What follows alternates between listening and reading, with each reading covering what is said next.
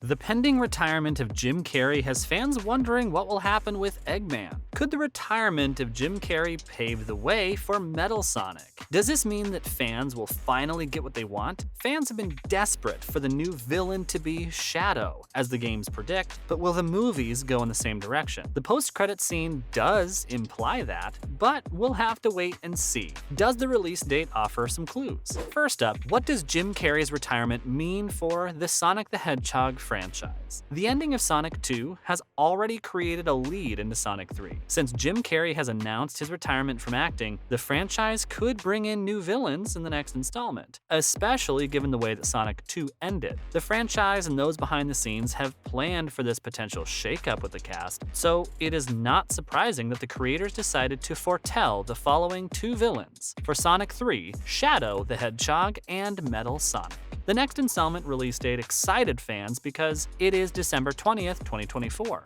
Why? We'll get to that later. Fans have been anticipating Shadow's inclusion in the film, so when they saw the mid-credit scenes showing the speedster, fans were delighted that he could be playing a role in the next movie. Next up, would the next villain be Shadow? Based on the ending credits scene, Shadow is likely the villain. However, given that this is the world of entertainment, only some things are guaranteed. Shadow is a clear choice, as he is a rival and complex character and will create a lot of conflict in the next movie, but in the video games, Shadow does turn out to be good and joins Sonic, which could mean that this could happen in movie 3. During the series, Metal Sonic has also come up in conversation, so there's a potential for this character to show up in the next installment too. Metal Sonic was created by Dr. Robotnik and was built as an evil robot to destroy the hero, Sonic. The construction of Metal Sonic makes sense. Metal Sonic blueprint came from Sonic. Why wouldn't you build a copy of Sonic? The inspiration for these movies stems from Sonic 2, Sonic 3, and Sonic & Knuckles games. Suppose the same principle is going to be applied to the next film. In that case, it stands to reason that Metal Sonic will debut, given that this is the villain in Sonic CD. The video games show that Robotnik made Shadow as a part of an experiment, and Eggman resurrected him to help him conquer the world. Shadow powers are speed and general power that could be better than Sonic's. Shadow is known as the ultimate life form. The games suggest where Sonic the Hedgehog 3 is going. Shadow in the end does become an anti-hero. He wants to save humanity even though he doesn't like them. In Sonic Adventure 2, Shadow becomes part of Sonic's team to save the world. The popularity of Shadow does mean that he might not be the likely villain to be killed. Shadow and Sonic may go up against each other and then team up to take on a more significant threat. The second movie is Sonic the Hedgehog 2 teams up with Knuckles. The more significant main villain is the unknown, which does not seem as obvious. And now we have other potential characters to join the Sonic franchise.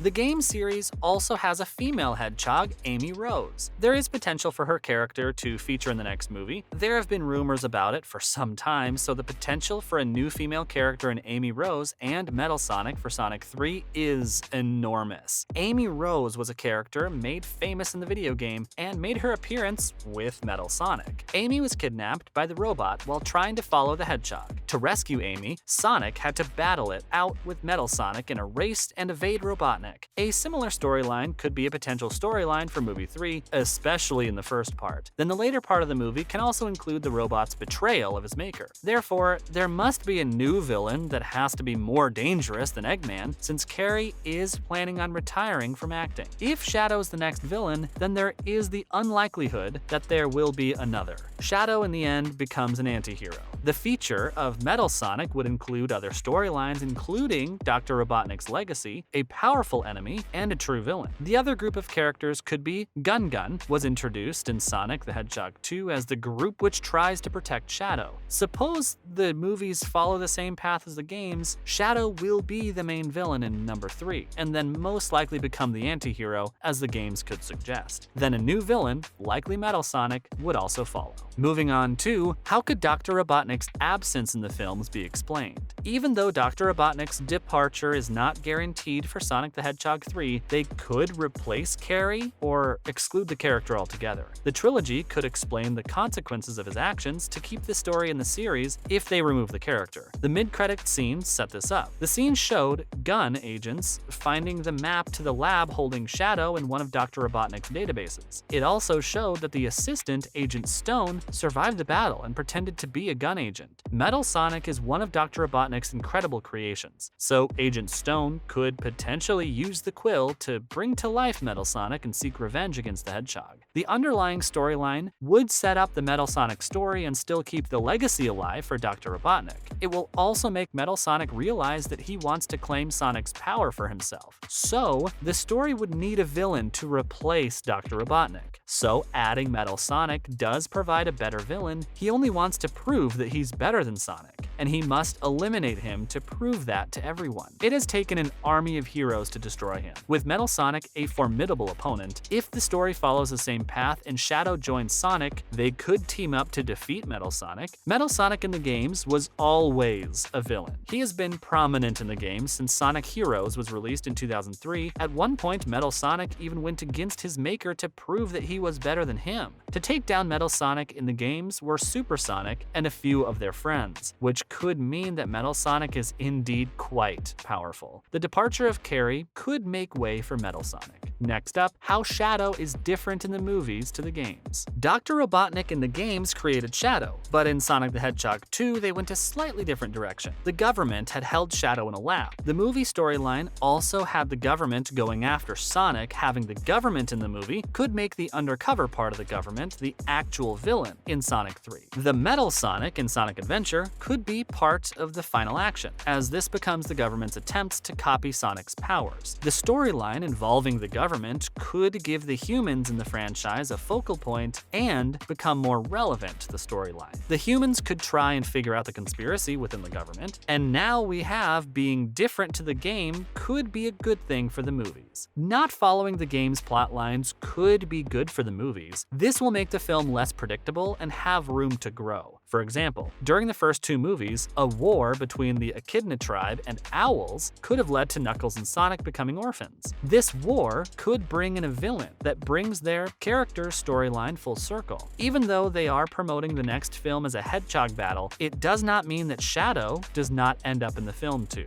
The first movie didn't follow the game's plot, but the second movie did. Suppose the next film follows the timeline of the games. In that case, the next game to follow is Sonic CD, which includes Metal Sonic. Finally, why does the release date matter? Introducing Shadow is exciting for fans, as it has been 23 years since Shadow was a character that became part of the game franchise. So there would be some serendipity to having Shadow in this latest movie. December 20th, 2001, Sonic Adventure 2 Battle was released, which introduced Shadow. Fans' theories that the Sonic 3 movie release date was deliberately done for the introduction of Shadow. The link between the dates of the movie and the game would be an excellent way for the creators to introduce Shadow. The creators could give Shadow similarities to the game, but with some enhancements. The post-credits scene was like Sonic Adventure 2 Battle. In the movie, Shadow is in a chamber in a secret government lab run by Gun. In the game, Shadow is brought to life by Dr. Eggman. Shadow has no memory, and Dr. Eggman wants to help Shadow conquer the world and take revenge against the humans based on his promise to Maria. The team-up makes Shadow an enemy of Sonic, as he does not remember who he really is and follows Dr. Eggman's plan. They both attempt to dominate the world. Eventually, the memory of Shadow resurfaces, and then he remembers that he promised to protect the humans and not destroy them. Shadow and Sonic end up working together to defeat Eggman. The story involving Eggman would need to change, as Carrie will no longer be a part of the franchise. Dr. Eggman will not be taking part either, but the underlying storyline for Shadow does not need to change. The villain became a hero, as often been a central plot for many movies. With anti-heroes eventually becoming heroes, eventually Eggman would need to be replaced by a proper villain. But having Shadow as part of the franchise would be a cool full circle moment that should not be passed up given the release date. Hope you enjoyed watching this video about Sonic 3, and it might include something fans have been waiting for. Plus, there will be a more dangerous villain ahead. Please leave a comment below. We would love to hear your thoughts. Remember to like and subscribe. Until next time.